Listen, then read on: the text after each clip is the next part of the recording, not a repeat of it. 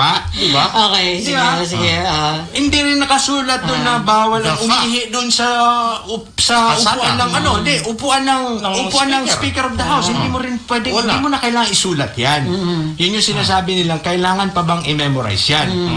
Pero pag ginawa mo yan, bastos ka. Itong ating mga ginagayang Amerikano, yung kanilang kongreso, kasi mas matanda sila sa atin, mas malinaw. Kapag ang meron silang rules.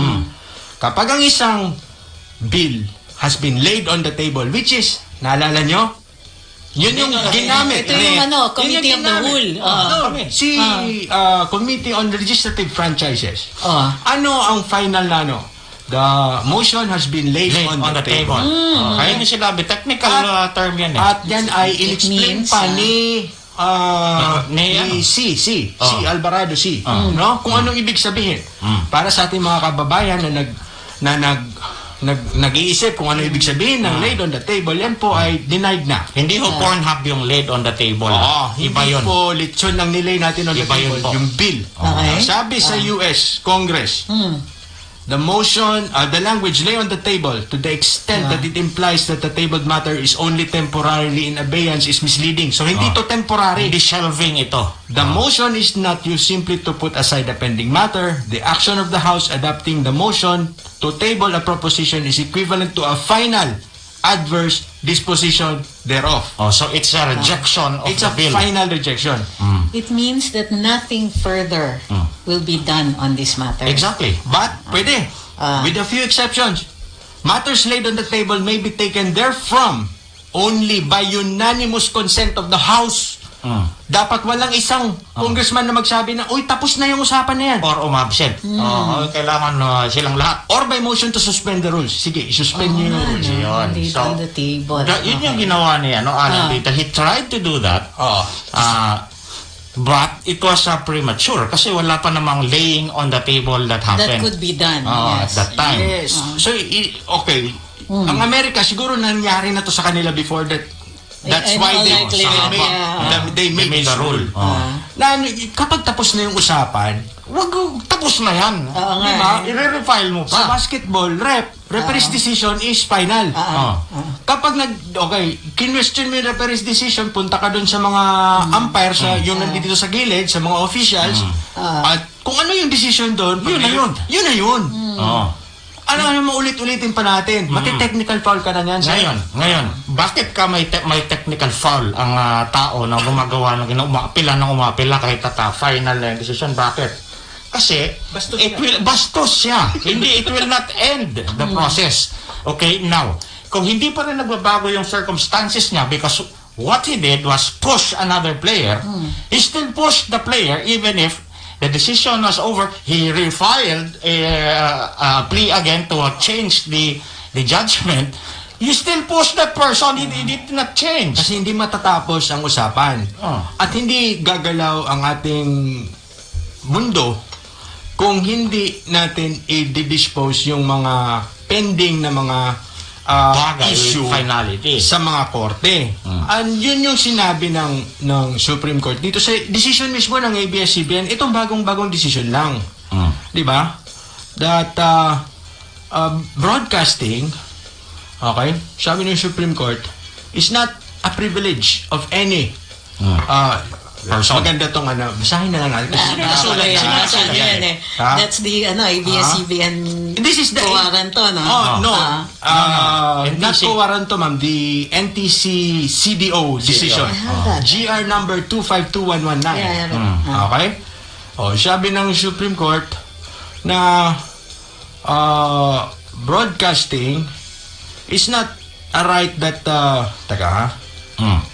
broadcasting is not a right ng kahit sinong ordinary citizen. It is a privilege. Okay? Yan yung paulit-ulit natin sinasabi. ABS-CBN versus NTC to. Kaya lang, mahaba kasi yung decision, 48 pages. Hindi ko mahanap yung exact line. Maikli nga ang 48 pages. Hindi, mahirap hanapin yung mismong linya. No? But the gist is, hindi ito pangkaraniwang karapatan. Ito ay isang malaking pribilehiyo na kapag ikaw ay dininay na, That means there's something wrong with you. Tapos na yung usapan. At wag nang paulit-ulit at hindi na paulit-ulit na mabibinbin kung sinong gagamit ng mga frequency na unlawfully nakuha mo. Kasi lumagpas ka doon sa limit na sinet ng RA ng PD 576A na minention din dito mismo sa decision na to ang 576A. Ganun ba? So finally there is now Again, another decision. It says, Another decision. This court ruled that the legislative franchise requirement under 3846, Act number 38, that's the Public Utilities Law, was not repealed by the additional requirement imposed by PD 576. At sino ang naglabas ng 576A So na yan? again, this is another... Kami. Diba? Yang nililibing nyo na dalawang batas. Una, yung 3846 na gusto nyong palitan at tanggalin ang broadcast. Na nakabimbing yan sa Senado ngayon. Ewan ko lang kung gumagalaw. Naka-Aimee. Pasado yan. Hindi Sa kaya yan, Public Utilities Bills po. Pero si Aimee ang hawak eh. Na yan ay pinaggigiitan at paulit-ulit na binabago ni Joey Boy Salceda. Okay? Para yung text ng Public Service Act, swak na kunwari ang kanilang inaayos ay yung energy sector. Hindi po. Tinatanggal po nila yung broadcast. They are taking it out of the power para hindi mapinalize ang ABS-CBN at ang GMA at ang Manila Broadcasting na hindi sumusunod sa broadcast 576A. Okay? Na nagbebenta, dyan po nakalagay na bawal ibenta yung stocks nyo sa ibang mga kumpanya na may-ari na ng ibang kumpanya. Sino ang may kasalanan yan? Ganyan. Sabihin. Wag na lang. Wag na lang. May mall siya. May mall sila na malaki. Malaki siya. Maganda yung mall nila. Sa totoo lang, malamig yung aircon, maganda yung ambience. Para sa akin, isa sa mga pinakamagandang mall sa Pilipinas. Marami na nga siyang mall ngayon. At meron din silang 3 broadcasting networks na silang may-ari. Okay. Yun.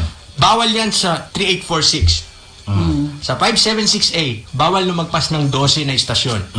Ilan ang meron si ABS-CBN? Nakalagay dito sa desisyon ng Supreme Court doon, nakalista ng haba, 3 pages. Napakadami yan. 3 pahina. Pinagbibili niya mga franchise na yung mga ibang mga radyo. Pati yung mismo nakarehistro sa kanila. So, ilan ang dapat na meron kang FM station? 12. Sa buong Pilipinas. TV station, 12 lang. Ilan ang meron sila? Ang dami. Ang dae. Ngayon, is there another network that is also guilty of the same GMA. thing? Meron din. At hindi lang GMA. Meron pang isa. Radyo. Nation Broadcasting. Marami. Ang may-ari ng Nation Broadcasting ay isang retirement fund. Sipin mo, retirement fund ng mga empleyado may-ari ng broadcasting network. Imagine that. Isang empleyado, isang kumpanya na ang kanilang mga empleyado daw, ang kanilang retirement fund, ang may-ari ng isang broadcasting network na napakalaki. How does that happen? Para sa coconut levy pa. Una muna, Pilipino ba yung retirement fund? Pilipino nga ba yan? Ang retirement fund na ang kumpanya ay 60-40 hindi Pilipino. Ay, naloko na. So ngayon maraming question. Sino ang nag-violate ng 576A? NTC. Buong Pilipinas. NTC foremost. Kasi yan ang pinaka-inutil pagdating sa implementasyon ng batas na yan. Ang nag-violate ng batas ay yung dapat na implement ng batas. Ito. Ngayon, but is there a question before any tribunal about GMA, about DWIZ, Aliw Broadcasting? Wala. So, the issue clearly talks about ABS-CBN and 576A and the broadcast law sees ABS-CBN as the same ABS-CBN when it rejected their franchise. It has not changed at all. Ngayon, kung nag-deny ka na ng sovereign people by way of action of Congress, okay, nabigyan yan because it is a privilege, and the privilege depends on the capacity of the very applicant of the franchise. So, kung personal trait ng ABS-CBN ang dahilan kung bakit bibigyan siya ng franchise. That is a personal privilege. So, kung hindi pa nagbabago yung sitwasyon mo, yung circumstances of that person or entity, that privilege still would not attach. It would still not be given to that entity. So filing all of these things is nothing but kabastusan. Bastos talaga di siya. Bastos to. Ganon lang yan siya. Right. Now, I don't know why. Nahanap ko na. Nahanap na. Broadly speaking, a franchise is defined to be a special privilege. Not just a privilege, a special privilege to do certain things conferred by government on an individual or corporation and which does not belong to citizens generally of common rights. Kasi may special characteristics yung entity. Yeah, insofar as the great powers of government are concerned, a franchise is basically a legislative grant of special privilege to a person. Special privilege. So ngayon, itong special privilege gusto ulit na ibigay ng mga special children in Congress. To very, very And special very people. very special congressmen and special senators. Kasi gusto nilang ibigay kay Special Lopez yung kanyang franchise ulit para Very, very special office. para birahin ulit tayo ng mga katarantaduhan. Ngayon, is there any sanity in that? When there is no change in the applicant, it's still the same applicant, it's still the same attitude and behavior, Nothing has changed, still the diba? same philosophy of oligarchy. Still the same Congress. And it's still the same Congress. So, sino ginagago nyo yung mga tao? Bastos kayo eh. Nagagago kayo ng mga tao eh. And you will do this right before a fucking election. And ang pinaka masaklap dito is yung the temerity, the gall na Kini ang RP Index Kini Radio Runda 1053 kHz.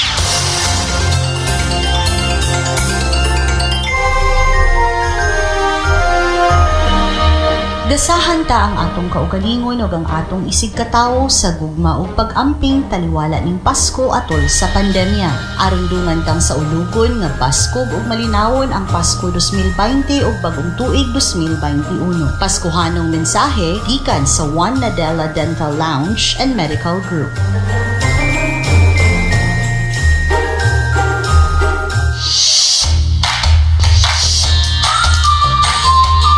Looking for a dealer of grocery items, fresh pork, beef, and poultry products, school and office supplies, and even Christmas decors? D-Friendly Multi-Sales Corporation. D-Friendly Multi-Sales Corporation. Just visit D-Friendly Multi-Sales Corporation, located at Santa Isabel, Dipolog City. Open every Monday through Saturday from 9 a.m. to 6 p.m. D-Friendly Multi-Sales Corporation. Also available online through Facebook Messenger. D-Friendly Multi-Sales Call for grocery pickup services. D-Friendly Multi-Sales Corporation, Santa Isabel, Dipolog City. D-Friendly Multi-Sales Corporation is formerly Friendly Mart.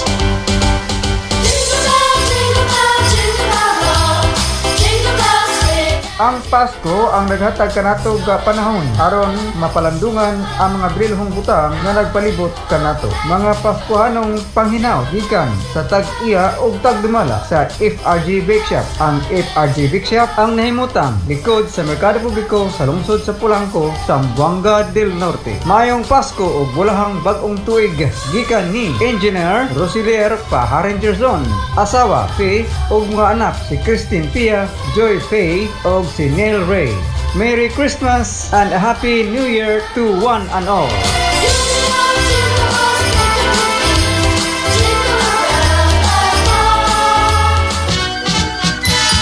Ang Pasko ay sumapit, tayo ay mangagsiawit. Ang pagkamanggihatagon mao ang bunga sa pagkamanggihuna-hunaon. Kini ang nahimo tanggawi sa matag tumaw sa Pasko. Busa karon nga katuigan, ipakita ta ang atong pagkamanggihatagon pinaagi sa pagsabwag og positibong panglantaw sa umaabot nga tuig 2021. Ug ipakita ta usab ang pagkamanggihuna-hunaon pinaagi sa pagpabati sa atong gugmag pasalamat sa atong isig katawo. Sa ulugon tang luwas ug baskog ang Pasko 2020 ug ang bag-ong tuig 2021. Mga pagpanghinaot gikan sa RPN DXKD Radio Ronda.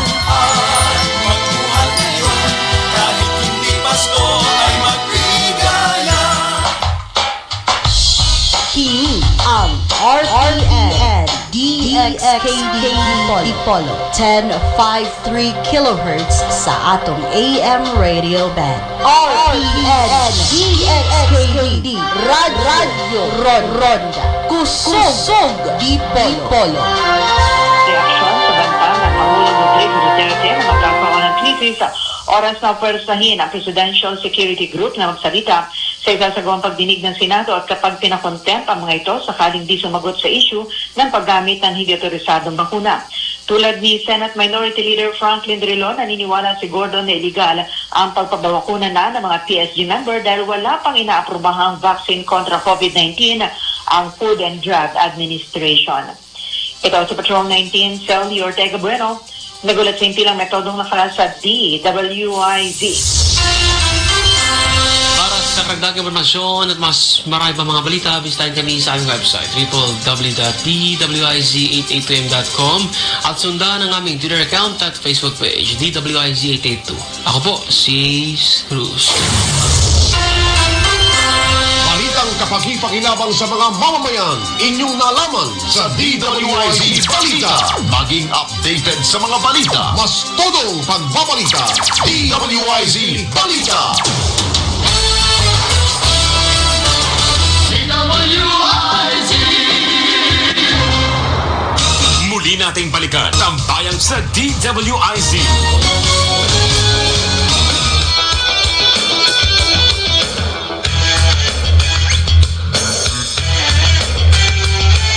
Balikan Tambayan, kasama pa rin sa Impila, JP Varara. Hello. Tenny Awesome, Ahmed Paguera. Darna. Ako si Trixie Cruz Angeles. EPS pa rin ba tayo? Hindi na. Okay. PSG. PSG. PSG. Don't you just love the legislature? Ang dupang nila sa power, excuse me lang. Bastos pa sila. Papakalaman na nila ngayon. Bastusan pa. Ang domain ng presidente, the executive, and not only that, this is the personal safety of the president. Gusto daw nila Gusto nila mag-imbestiga dun sa PSG. Well, supposedly in aid of legislation. Bakit PSG yung imbestigahan ninyo? Yung mga smuggler, kung saan nila kinuha, hiningi yung mga vaccine. Meron akong magandang ano dyan, naalala na quotable quotes by Senator Tito Soto. Siya ba din? Save the user, jail the pusher. Akala ko acheche. Hindi. Di ba? Sorry. Bakit yung Kuya tayo. gumamit yung pinoproblema mo, boss? Sila. Di ba ang dapat mong hinahanap? Sino Yung ang pusher. talaga dito? Sino? Save the user, boss. Jail the pusher. Oo. Kung may smuggling dyan, hanapin mo yung smuggler. Siya rin yata yung alapaap eh. Di ba? Nakanta? Oo, na iba pa ban daw niya dahil ano, it's about yeah, drugs. yeah. Dahil Kasi parang it glorifies drug use. What? Sige. Wait, what? Sige. Jelda po sir, Tito Sen.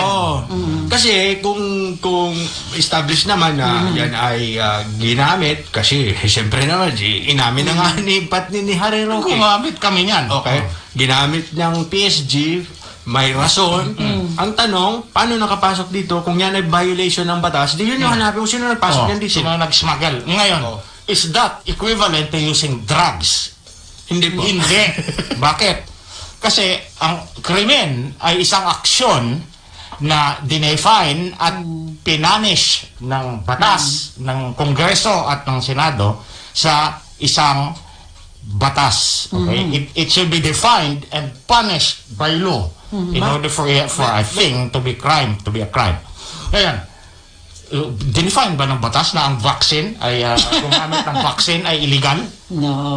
Wala. Walang definition na ganyan. Sa FDA is yung paggamit ng mga gamot at saka mga ganyan, mga therapeutic at saka mga ano ay dapat pumasa sa kanilang pagsusuri. Is that a requirement on the end users? No. Hindi. That is a requirement on the sellers of these things. Or those who are transporting it.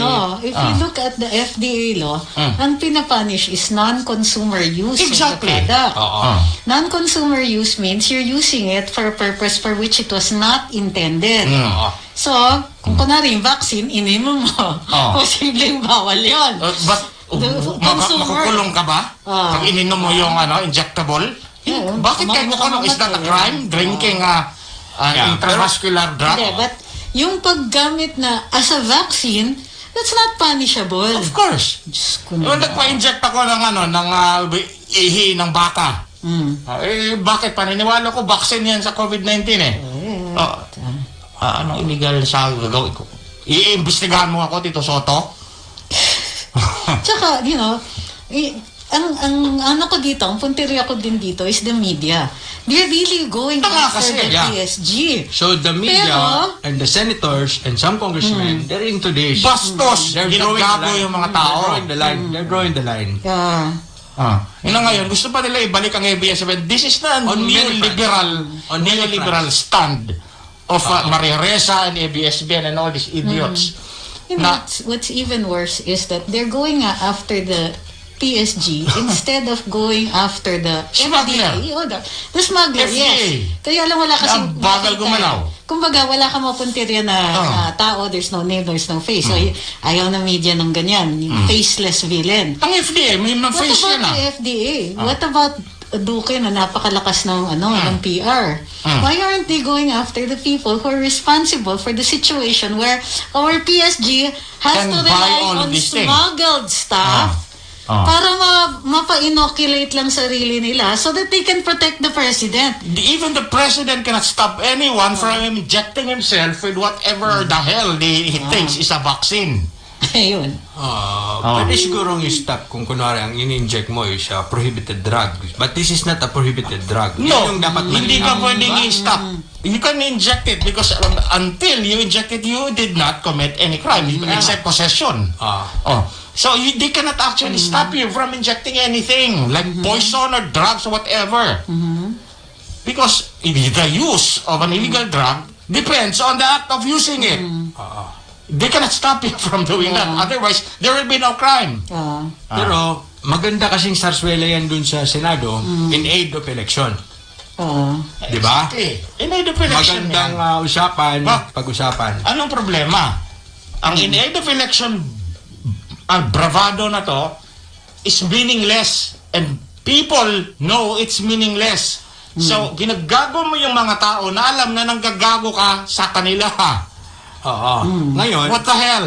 Ngayon, dahil daw wala na kasing palabas na ginagago kayo sa gabi-gabi, dapat sa Senado na lang. Senado na lang manggagago. Proxy na lang sila ng ABS-CBN. Sige. Maganda yan. Entertainment. That's entertainment, sabi ni Kuya Jerry. I am not entertained. Siguro dapat maganda ang pag-usapan natin, yung separation of the state and media, no? Dapat The fourth siguro, state. di ba? Kasi kung dati, merong separation of the church and state, ako, I will be the first one to voice out. Dapat magkaroon ng separation of the media and the state. Yan. Yes. Di ba? Na itong mga media people should stop meddling in the Business of the state. business Yeah. and media personalities. Report lang kayo kasi. Manipulate, Di ba? Mag-report kayo, magsabi kayo ng opinion nyo on the things that you report and Tingnan leave nyo the si Jimmy PSG Lai. alone. Tingnan niyo si Jimmy Lai. Jimmy Lai of Hong Kong. Di ba? Nag-resign na lang siya sa kanyang because he was really just being a propagandist. Di ba? Ay kapag ikaw ay isang propagandista, hindi ka taga-media. Hindi ka broadcaster. You do not enjoy the constitutional guarantees that are accorded to legitimate people who are working in the media, who are working to provide information to serve the interest of the general public na nakikinig. Di ba? Yeah. Kung ang iyong intention ay i-propagate mo yung isang klase ng propaganda na Pabagsakin ng gobyerno, tanggalin ng presidente, that is a propaganda. Itong ginagawa dito against the PSG, clearly there is no crime in injecting themselves with whatever the hell they like. So there is no crime there. So ano ngayon ang accusation ng PSG? Where did they buy it? Can you compel anyone to say anything when it is a crime that they did, supposedly they did? No, the right against self-incrimination. So what the hell are you doing there, Senate? Wala eh. Sunod-sunod yata yung mga nila. so yung atake Hey, they're heading for grand is really slam. revving up towards 2022, kung kailan tayo magkaka-eleksyon. Yeah. And malinaw na sa ngayon kung anong party alliances at saka yung position na iti-take ng ating mga kagalang-galang na mga senador at kongresista. Di ba? Sila naman talaga ay kamangha-mangha sa kanilang yung mga kanilang mga pinagagagawa. At kamangha-mangha na sa harap-harapan tayo ay... Hindi kami magagago, sir. Alam natin yan. And we will not stop at understanding it on our own. We will tell everyone how stupid you are and how fraudulent you are. Kasi ang ordinaryong tao, minsan, hindi niya alam kapag siya'y ginagago at niloloko. Di ba? Kasi, yun lang naman talaga requirement para mag-succeed yung isang panloloko, di ba? Yung hindi alam na niloloko mo na niloloko mo siya. Di ba? As uninformed, yeah. Oo. So, yun yung sisikapin natin na yung mga niloloko ay at least man lang alam nilang niloloko. At minsan, kung gusto mong magpaloko, okay lang. Basta alam mo na niloloko. Uy, damay yung iba. Huwag ka mang-recruit ng iba siya. Magpaloko din kayo. Oo. Huwag kayong ganyan. Ganyanan. Ayun lang. Masaya naman yung minsan magpaloko ka eh. Tapos ipapasukin mo lang sa bitag yung nanloloko sa'yo, di ba? Oh, just for the heck of it. Ikaw lang. Nag-enjoy ka lang. Okay, sige, lumayan mo lang ako. Parang pag-ibig lang. Sa akin, this is yet another opportunity to point out that our legislature is very, very powerful as opposed to its alleged co-equal branches. Yes, exactly. Nobody can check them. Nobody can suspend them. And except nobody has themselves. checked. Nobody has checked. Nobody has, we people did. have tried. Okay. Nobody don't succeed Bakit? because Kasi ang kanilang Ano trabaho ka rin ng Kongreso at ang Senado? gumawa ng batas. Gumawa ng anong klaseng batas? Franchise. For Prangkisa. the good of the... At saka taxation. No. Taxation. Taxation. Isang piraso. Budget. Ilang prangkisa ang ginagawa?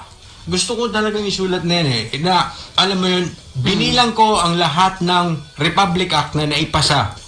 Ng Congress Itong na to. 18th Congress. sige, ilan? Ilan? I lost the numbers, no? But Percentage.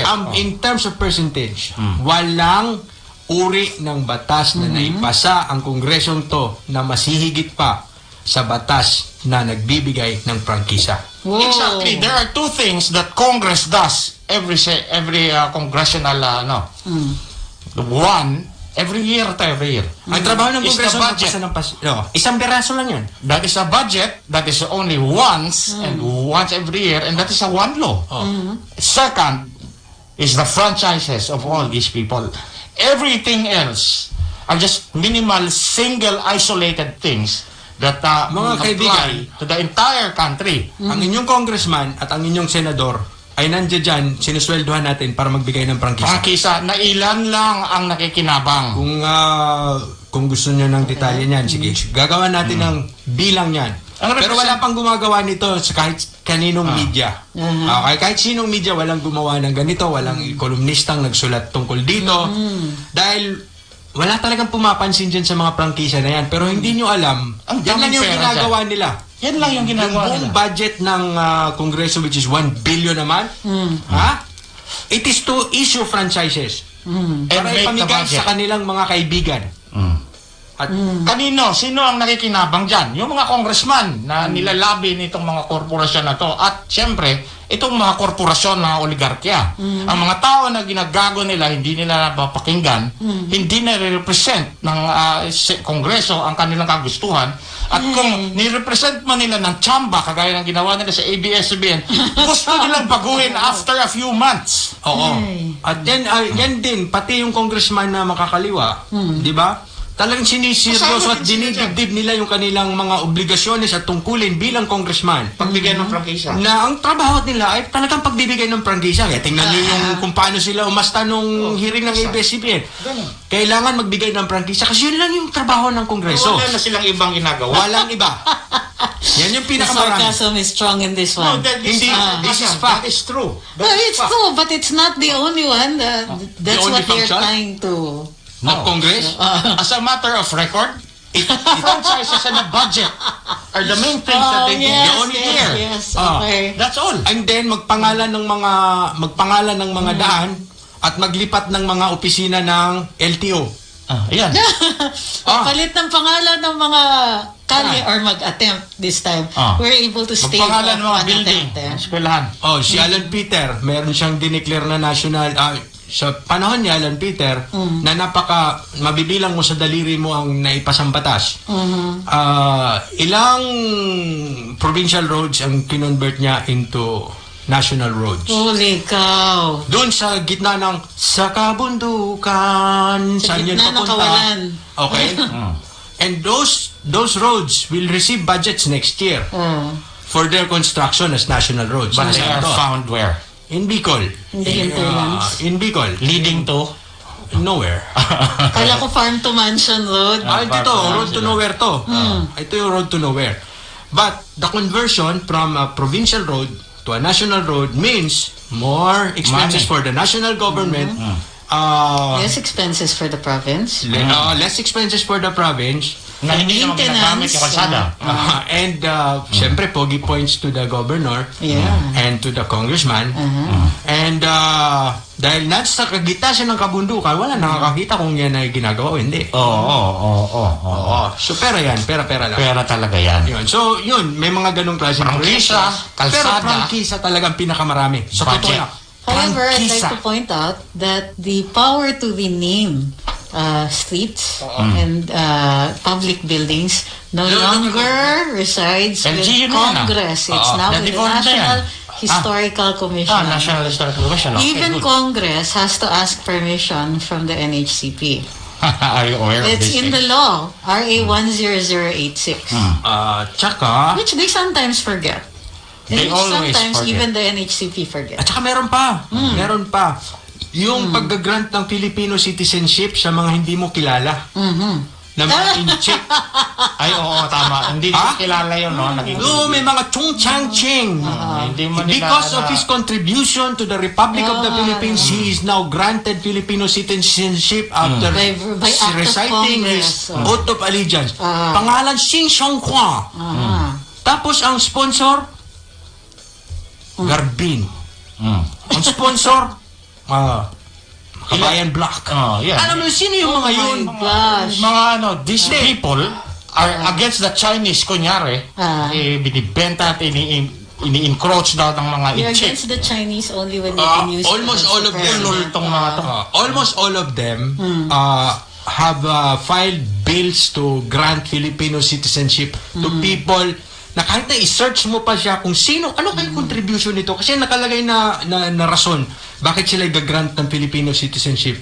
Because of his contribution to the Republic of the Philippines and his immeasurable whatever benevolence to the poor.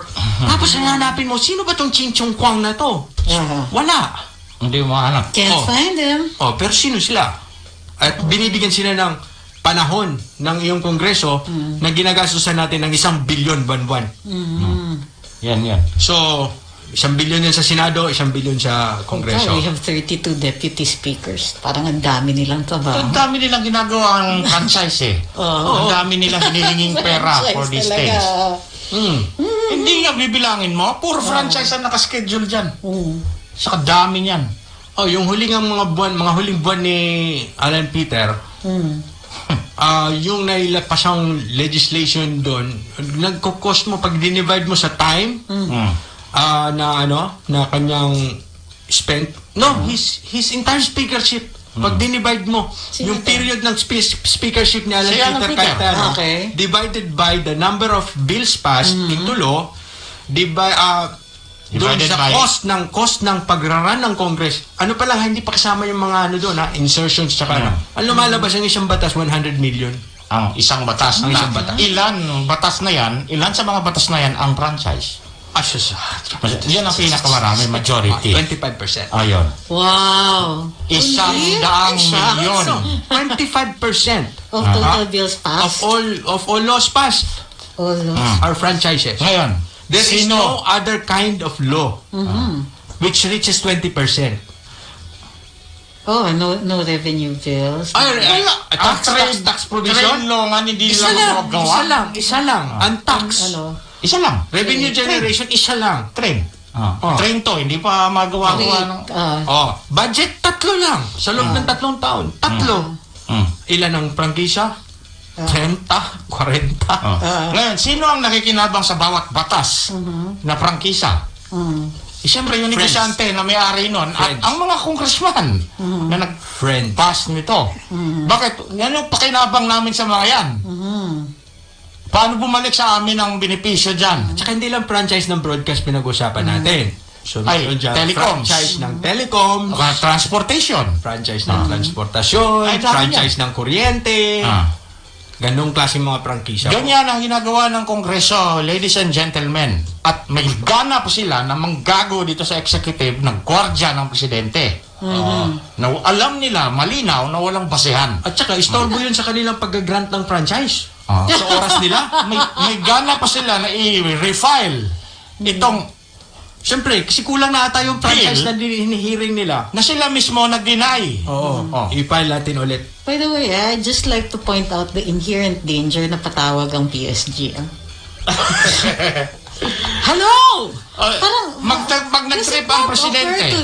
It does not occur to them. How dangerous this is to the life of the president. Yung US So that Secret they will, Service. they will think twice Yung about US Secret the Service actions is they take. beyond investigation. It should be, but somebody tell Congress that. Ngayon, ang presidente, kung i-withdraw lahat niya yung armed personnel around the congressmen, senators, ano kaya mararamdaman nyo? Imbestigahan ko yung mga yan because I have the power to give gun licenses and permits to carry. That is the presidential power. Ngayon. Kung gawin niya sa inyo, imbestigahan ko nga itong lahat ng mga bodyguard nyo, ano mangyayari sa inyo. Unless na siguro kung ang cause for investigation ay they endangered that life of the president himself. Ito nga pinoprotektahan nga, hindi mahawa ang presidente. Ba natin padakip tong mga to for endangering the president?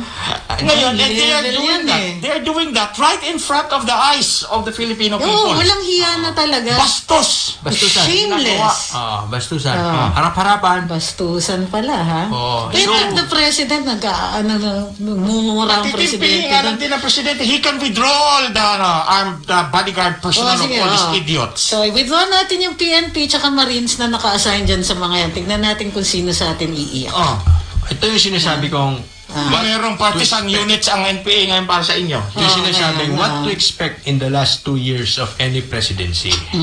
Kaya sa totoo lang ako naman, I'm very vocal. I'm very vocal that I am not want to be partial or leaning towards any president. Okay? Kasi para sa akin, yung presidente, hindi ako dapat ang nagsisilbi sa kanya. Siya dapat magsilbi sa akin.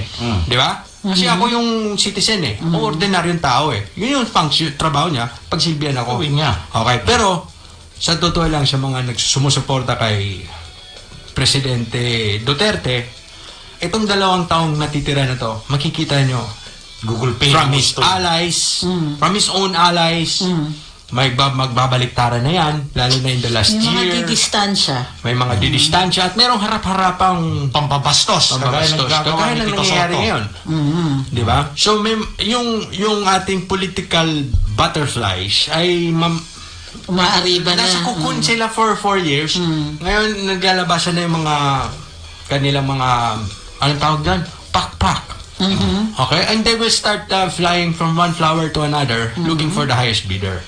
So, I'm not saying that Tito Soto needs the highest bidder, but he still needs votes. Yes. And your votes, dapat nyo lang isipin na ito ay nililigawan sa pamamagitan ng panggagago. Yan yung ginagawa na nila ngayon dyan. Nakakaawa ang Pilipino. Nakakaawa talaga. Gastusan, gaguhan, harap-harapan.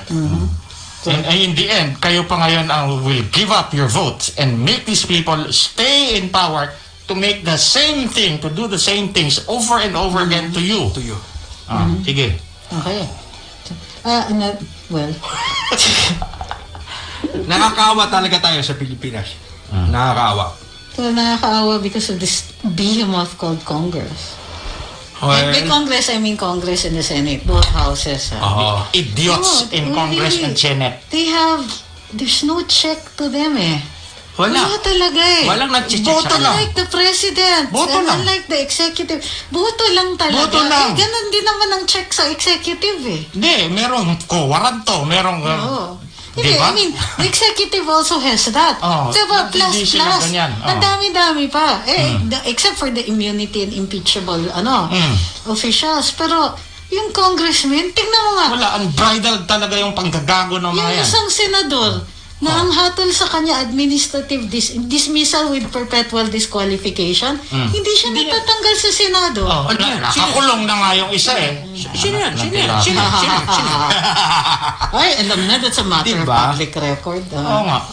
Diba, kung it comes with it, perpetual disqualification. And they refuse to disqualify this Ano person. yan? Special sila? Na the laws don't apply to them? And we still vote these people into office. Mga senador na nakikinabang sa mga negosyo na hindi sila dapat makinabang. Tapos you know how scary they are? Yung entire electoral system will depend on the decisions they're going to make in this Yes. Congress. Kaya nga, Hybrid ba tayo? Kung hindi, wala na. We're at the mercy of Smartmatic again. Because it is a circular, it's a vicious circle. And they then we maintain get this electoral stupid system, election system. and they get to stay in And power. they get to say over and do all of these things to the people. Pambabastos sa harap-harapan na yan, ganyan. Forever. Ano yan? Forever na. Kaya nga. So, yung galit ng presidente, I'm hoping it'll spill over. Na he does something that will actually shake that clear. At this point, kung ito ang ini-espouse ng CPP, NPA, NDF, malamang sasama ako sa kanila. Kasi hindi. Patayin itong mga ulol na to. Hindi nila ini-espouse yan kasi andun sila Kasama sila doon sa Kaya paggagago nga Gusto nila i-maintain yung sistema na nanggagago. Oo, dahil gago sila. Yan yun. Sige. So, yun yung maraming salamat sa pagsubaybay sa Tambayan ngayong araw na ito, JP. Goodbye and Happy New Year to everyone. Attorney Osam. I love you. Parang nakakatakot. Maraming salamat. Ang Tambayan ang susunod na programa in the Heart of Business kasama si Ma'am Pahati Sarni. Ako po si Trixie Cruz Angeles. We'll see you tomorrow on Karambola. Tambayan sa